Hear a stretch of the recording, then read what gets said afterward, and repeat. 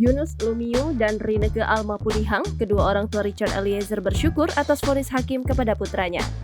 Hari Rabu 15 Februari 2023, Majelis Hakim Pengadilan Negeri Jakarta Selatan menjatuhkan vonis 1 tahun 6 bulan penjara kepada Eliezer. Vonis ini jauh lebih ringan dari tuntutan jaksa penuntut umum kepada Eliezer, yaitu hukuman kurungan selama 12 tahun. Yunus dan Rieke pun mengucapkan terima kasih kepada orang tua dan keluarga Brigadir J karena telah memaafkan perbuatan Eliezer.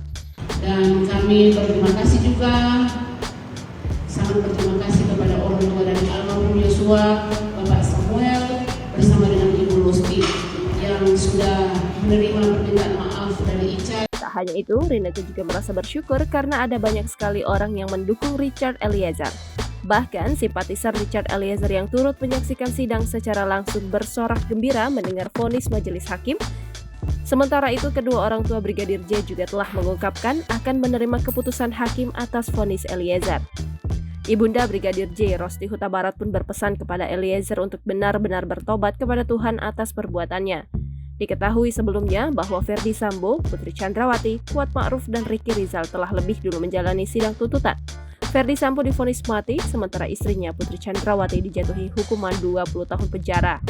Adapun Kuat Ma'ruf divonis hukuman 15 tahun penjara, serta Ricky Rizal dijatuhi 13 tahun penjara. Keempatnya dinyatakan bersalah melanggar pasal 340 KUHP Junto pasal 55 ayat 1 ke 1 KUHP. Jangan lupa subscribe, share, komen, dan like ya!